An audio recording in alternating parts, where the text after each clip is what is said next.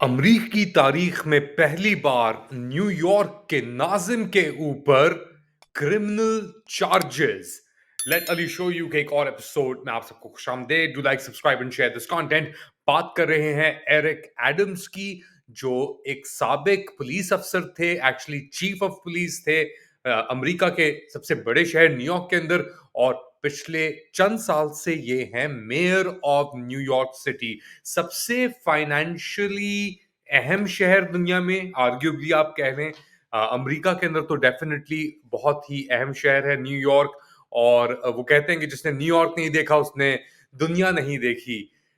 यानी वहां पे ख्वाब बनते हैं जो कहते हैं, और उन ख्वाबों में से एक ख्वाब था एरिक एडम्स का। ये एक अफ्रीकन अमेरिकन थे, अफ्रीकन अमेरिकन हैं, और इन्होंने अब आके बेसिकली चार्जेस फेस कर रहे हैं ये कि टर्किश ऑफिशियल से और दीगर फॉरेन ममालिक से इन्होंने किकबैक्स और रिश्वत, flights, vacations, resorts, business class travel, उसकी मद में लिए, फेवर्स देने की मद में, यानी के बजाय तोहफे, तवाइफ और वेकेशंस और पता नहीं और क्या, और उसके बदले में स्पेसिफिकली टर्किश ऑफिशियल्स के यानी उनको अगर टारगेट किया जाए, या उनके जो एक टर्की टावर बना है मैनहट्टन के अंदर, डाउनटाउन मैनहट्टन में 26-27 मंजिला वो टावर है। और कुछ साल पहले जब इसका इफ्तिताह होना था इस टावर का, और एर्दोआन साहब जा रहे थे उस इफ्तिताह के लिए, तो इल्जाम ये लगाया जा रहा है एरिक एडम साहब के ऊपर कि इनको उस टर्किश ऑफिशियल ने फोन किया और कहा कि जी अब वक्त आ गया वसूली का। और वसूली क्या थी कि जी जो फायर इंस्पेक्शन है, आप याद रखें कि अमेरिका जैसे या न्यूयॉर्क जैसे शहर के अंदर बिल्डिंग कोड या वायलेशन, अगर आपको अप्रूवल नहीं मिलती तो आप कुछ नहीं कर सकते, और मैनहट्टन के अंदर तो स्पेशली। और ये अप्रूवल्स सालों साल ले लेती हैं, और पता नहीं कितने मिलियंस ऑफ डॉलर ले लेती हैं। तो ये फायर या ऐसी कोई अप्रूवल थी, और इसके ऊपर टर्किश ऑफिशियल ने अकॉर्डिंग टू दीज चार्जेस जो अमरीकी प्रोसिक्यूटर्स ने लगाई हैं, क्रिमिनल चार्जेस लगी हैं 5। उनमें से एक ये है कि इन्होंने ब्राइब लेके फैसिलिटेट किया ये जो बिल्डिंग कोड की अप्रूवल्स थी, जो टर्की टावर के लिए होनी थी, तुर्की टावर के लिए न्यूयॉर्क के अंदर, उसको इन्होंने ऐसे ही पास कर दिया विदाउट एनी इंस्पेक्शन, या जो थरो इंस्पेक्शन या वो फेल हो सकती थी उसकी मद में। अब यूएस प्रोसिक्यूटर्स कह रहे हैं कि एक लॉन्ग रनिंग, यानी बड़ी तवील अरसे से ये स्कीम चल रही थी अमेरिका के सबसे बड़े शहर के अंदर। और इन्होंने तकरीबन, एरिक एडम्स ने तकरीबन $1 लाख, $1 लाख, यानी कितने हुए $1 लाख अगर आप लगा लें पाकिस्तानी करेंसी के हिसाब से, तो $1 लाख हो गया आपका, अल्लाह भला करे, 3 3 करोड़ रुपए हो गए, 3 साढ़े 3 करोड़ रुपए कि इन्होंने रिश्वत ली सिर्फ टर्किश सिटीजन से और एक हुकूमती ऑफिशियल से। और जैसा मैंने बयान किया, सेफ्टी रेगुलेशंस जो इनकी कॉन्सुलेट या जो ये यूएन जनरल असेंबली के सामने या यूएन की बिल्डिंग के साथ या उसके करीब जो ये टर्किश टावर बना था, इसके ऊपर उन्होंने रियायत दी या गुंजाइश उनको दी। और बेसिकली अब आके ये खड़े हुए हैं और ये कह रहे हैं कि जी मेरा ऐसे कोई ताल्लुक नहीं है, मैं खड़ा रहूंगा और मैं मेयर की जो वो हैं रिक्वायरमेंट्स हैं, जरूरियात हैं नाजिम होने की, अपनी अपनी जो रिस्पॉन्सिबिलिटी है उन्हें उसी तरीके से अदा करता रहूंगा। अभी इमेजिन करें, न्यूयॉर्क की पुलिस फोर्स के हेड, हर चीज के हेड एक तरीके से मेयर होता है। ब्लूमबर्ग साहब पहले थे। अब इस 57 पेज, यानी 57 पेज इंडाइटमेंट के अंदर, एक तो ये अपना लैविश हॉलिडेज की बात हो रही है, और इन सब चीजों की 2016 से ये सब चीजें शुरू हुई थी। और उस वक्त ये थे एरिक एडम साहब, नाजिम नहीं थे पूरे शहर के, मगर ब्रुकलिन के एक ओहदा इन्होंने संभाला हुआ था बेसिकली। उसके आप समझ लें उनके हेड थे या नाजिम थे। ब्रुकलिन एक बरो है न्यूयॉर्क के अंदर, न्यूयॉर्क के अंदर कई बरोज हैं, क्वींस है, ब्रुकलिन है, मैनहट्टन है, स्टैटन आइलैंड है। ये बरोज यानी ये इलाके करके एक शहर बनता है। तो अब उस शहर के एक हिस्से के अंदर ये मौजूद थे। अब इंस्टेंसेस क्या दिए जा रहे हैं इस इंडाइटमेंट के अंदर, जो 57 पेज की इंडाइटमेंट है एरिक एडम्स साहब के खिलाफ, कि इन्होंने heavily discounted Bentley room Istanbul के सेंट रीजस होटल के अंदर, जो इन्होंने $600 2 दिन के लिए दिए, और उसकी असली कीमत थी $7,000, यानी $7,000 2 दिन का कमरा है, उनको $600 के ऊपर रियायती डिस्काउंट रेट के ऊपर मिला।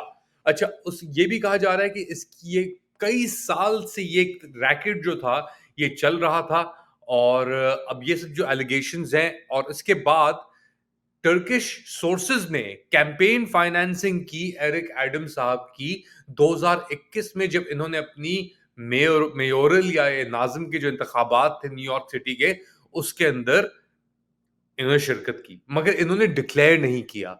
यानी कैंपेन कॉन्ट्रीब्यूशन तो आती रहती हैं। अच्छा, इसके अंदर एक और भी चीज है, ये तो एरिक एडम्स को टारगेट कर रहे हैं कि टर्किश ऑफिशियल्स या टर्किश सोर्सेज से पैसे लेने की, जो बज़ाहिर तौर पे, अब इसके अंदर और सोर्सेज भी हो सकती हैं।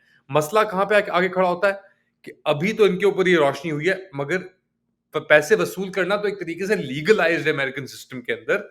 Campaign contributions, lobbying, interest group representation, तो ये तो पॉलिटिशियंस करते रहते हैं, मगर वो पैसा कहां से आ रहा है? तुर्की से अगर आ रहा है तो उसके ऊपर शक और शुबात की निगाह से उस ट्रांजैक्शन को देखा जाता है, और यहाँ पे तो क्लियर मैनिपुलेशन लग रही है, एलिगेशन जो है बनाई जा रही है। मगर दूसरी जानिब इसराइल भी पैसे देता है, एपैक भी पैसे देता है, इसराइल देता है पैसे एपैक के थ्रू, उसके ऊपर कोई कुछ नहीं कहता। तो ये एक यहाँ पे थोड़ी ड्युअलिटी है, और शायद एरिक एडम साहब को टारगेट भी किया जा रहा है इसलिए क्योंकि अभी आप देखें हाल ही के अंदर, यानी एक दिन भी नहीं हुआ एर्दोआन साहब को ये यूएन के अंदर उन्होंने खिताब किया, ये 79 सेशन के ऊपर वो आए हुए थे, वो गए, और पीछे से ये वारदात उनके जाते जाते उनको मैसेज दे दिया गया है कि भाई आप देख लें, जो आपकी हरकतें हैं वो हम उसके ऊपर निगाह में रखी हुई है। अच्छा, अब एरिक एडम साहब के ऊपर वायर फ्रॉड का भी इल्जाम है कि भाई अपना पैसे कहीं और से आए, इनकी तरफ आने थे, मगर कहीं और गए और फिर डाइवर्ट होकर इनके पास आए, यानी फेक एक तरीके से पैसे ये इनको मिल रहे थे। अच्छा, एक और चीज जो प्रोसिक्यूटर्स कह रहे हैं कि जो एरिक एडम साहब को तुर्की से पैसे मिले थे, वो एक पब्लिक फाइनेंसिंग प्रोग्राम के तहत मिले थे, जिसके ऊपर न्यूयॉर्क सिटी रेजिडेंट्स के पैसे तुर्की मैच कर रहा था। इसको कहते हैं matching funds programme. Candidates are prohibited from accepting contributions from people who are not US citizens or lawful residents, as well as corporations and foreign entities and organizations. अच्छा, तो ये कह रहे हैं कि जी इन्होंने एरिक एडम साहब ने तकरीबन $2,000 इस इलीगल मैचिंग फंड्स प्रोग्राम के थ्रू और लोगों से लिए, यानी और लोगों से मुराद क्या है, उन लोगों से जाके उन्होंने पैसे लिए जो अमरीकी सिटीजन नहीं थे। तो एक और चार्ज इनके ऊपर बनता है ये $2,000 का। अब ये देखें, यहाँ पे $2,000 इन सब चीजों की बातें कर रहे हैं, पाकिस्तान के अंदर अगर ये इतलात सही हैं, $600 मिलियन का घपला हो गया है 11% के ऊपर। तो और आईएमएफ ने उसको उसकी शराइत भी आगे नहीं रखी थी। तो लोन शार्किंग के अंदर अब ये शहबाज राना की रिपोर्ट आई है, यहाँ पे $2,000 के ऊपर ये लोग, या एक कमरे की रियायत के ऊपर ये लोग नहीं छोड़े बेसिकली। और अब और अब हमारे यहाँ क्या चल रहा है बहुत आप देख लें। खैर, एनीवेज, अभी फिलहाल कह रहे हैं एरिक एडम साहब के ये लड़ेंगे, ये कहीं नहीं जा रहे, वो कह रहे हैं कि ये बिल्कुल बेगुनाह है, और मगर अगर इनको इन 5 में से एक भी उस पे मिल गई तो 10 से 20 साल, यानी मैक्सिमम चार्ज रिश्वत लेने के लिए अमेरिका के अंदर 10 साल कैद। वायर फ्रॉड, यानी कि आप किसी को पैसे भेज रहे हैं अनडिक्लेयर करके, घपले के थ्रू, ये वो वायर फ्रॉड, 20 साल कैद है। तो आप अंदाजा लगा सकते हैं कि जी अपना 2025 में इनकी री इलेक्शन अगर आ रही है और ये कन्विक्ट हो गए तो, और अगर पैसे उन्होंने बाहर से लिए फॉरेन नेशनल से, उसका भी तकरीबन मैक्सिमम 5 साल सेंटेंस लग सकता है। तो 5 काउंट के इनके सेंटेंस तकरीबन 50-60 साल तक जा सकते हैं। इनकी उम्र वैसे ही आप देख रहे हैं कि हो चुकी है ज्यादा। तो मगर अभी वो कह रहे हैं कि वो अपनी जो नौकरी है as mayor of New York city, मैं रह चुका हूँ न्यूयॉर्क के अंदर, मैंने तकरीबन 1 साल गुजारा है कोलंबिया में पढ़ते हुए वहां पे, तो मैं जानता हूँ कि कितना वो अहम शहर है और कितना एक बेदर्द शहर है वो, कि किसी का लिहाज नहीं करता। और अब तो मेयर का भी लिहाज नहीं किया, यानी ये छोटे-छोटी वारदातें कर रहे थे एरिक एडम्स साहब, कुछ भी नहीं है। $1 लाख तो यानी यहाँ पे आप चले जाएँ पाकिस्तान, कहीं चले जाएँ इधर, तो आपको पता लग जाएगा कितना होता है $1 लाख, क्या उसकी वैल्यू है $1 लाख की। कहनी नहीं चाहिए ये बातें, मगर ये हकीकत है। और वहाँ पे $2000 के ऊपर, $10,000 के ऊपर टोटल $1 लाख का इल्ज़ाम जो लगाया है, पकड़ा है इन्होंने। किसी और चीज़ से पकड़ाई हुई है, बट खैर एनीवेज़ मैसेज भी ये दिया गया है टर्की को, ये जिस तरह मैं कह रहा था। आप क्या समझते हैं? क्या ये सही हुआ है कि एरिक एडम्स साहब जो अमेरिका में न्यूयॉर्क सिटी के मेयर हैं, वो बेगुनाह हैं क्या, या उनके ऊपर ये इल्ज़ामात बजा लगे हैं? बताएँ कमेंट सेक्शन के अंदर। Do like, subscribe and share this content. अपना ख्याल रखिएगा।